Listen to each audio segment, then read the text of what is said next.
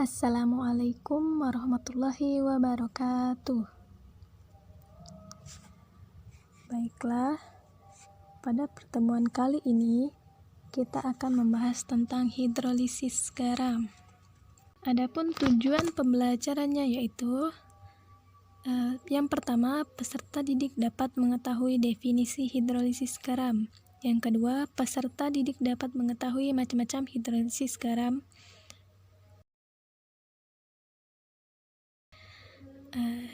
Adapun definisi hidrolisis garam. Hidrolisis berasal dari kata hidro yang berarti air dan lisis yang berarti penguraian. Menurut KBBI, kata garam dalam kimia didefinisikan sebagai hasil reaksi asam dan basa. Reaksi antara asam dan basa menghasilkan garam dan air. Jadi antara reaksi asam dan basa pasti menghasilkan garam beserta air. Nah, garam inilah yang akan menyebabkan jenis garam inilah yang akan menyebabkan apakah garam bisa terhidrolisis atau tidak. Hidrolisis garam terjadi ketika garam yang terbentuk dari reaksi asam dan basa tidak bersifat netral. Nah, jadi dapat disimpulkan bahwa hidrolisis garam adalah bereaksinya ion dari sisa basa lemah atau asam lemah dalam air.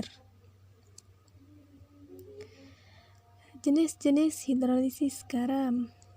Yang pertama, hidrolisis total. Hidrolisis total ini yaitu ketika garam yang terbentuk dari asam lemah dan basa lemah. Jadi antara senyawa asam dan basanya sama-sama lemah. Maka jenis garamnya bisa terhidrolisis secara total. Hidrolisis parsial atau sebagian, yaitu garam yang terbentuk dari asam kuat dan basa lemah atau basa kuat dan asam lemah. Jadi salah satu antara zat asam atau basa ada yang kuat dan ada yang lemah. Maka hidrolisis terjadi secara parsial, tidak terhidrolisis. Nah, garam yang terbentuk dari asam kuat dan basa kuat. Contoh soal. Tentukan jenis hidrolisis garam dari reaksi berikut. Yang pertama, NaOH direaksikan dengan HCl menghasilkan NaCl dan H2O.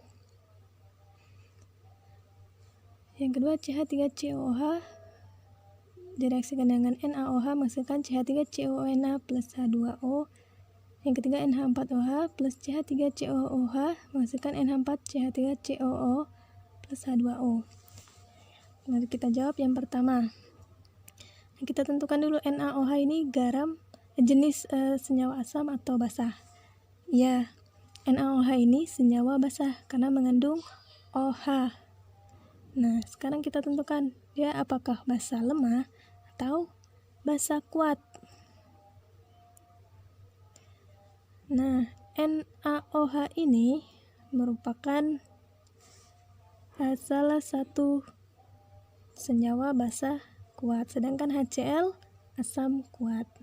Maka garam NaCl ini tidak dapat terhidrolisis karena antara senyawa asam dan basa sama-sama kuat. Yang kedua, CH3COOH dan NaOH. CH3COOH merupakan asam lemah, sedangkan NaOH merupakan basa kuat, sehingga garam dari CH3COONA merupakan hidrolisis parsial atau hidrolisis sebagian. NH4OH plus CH3COOH menghasilkan NH4CH3COO plus H2O. NH4OH merupakan asam lemah. NH4OH merupakan basa lemah, CH3COOH merupakan asam lemah, sehingga terjadilah hidrolisis total karena senyawa asam dan basa sama-sama lemah. Maka garamnya dapat terjadi hidrolisis secara total.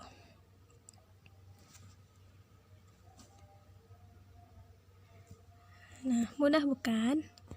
Jadi untuk menentukan jenis hidrolisis kita harus mengetahui dulu senyawa, asam, dan basanya apakah dalam bentuk kuat atau lemah. Jadi jika sama-sama kuat maka tidak terhidrolisis. Jika salah satu ada yang kuat maka hidrolisis parsial. Dan jika kedua zat sama-sama lemah berarti hidrolisis total. Nah, untuk memudahkan mengetahui tingkat kemampuan kalian, silakan kerjakan latihan soal berikut.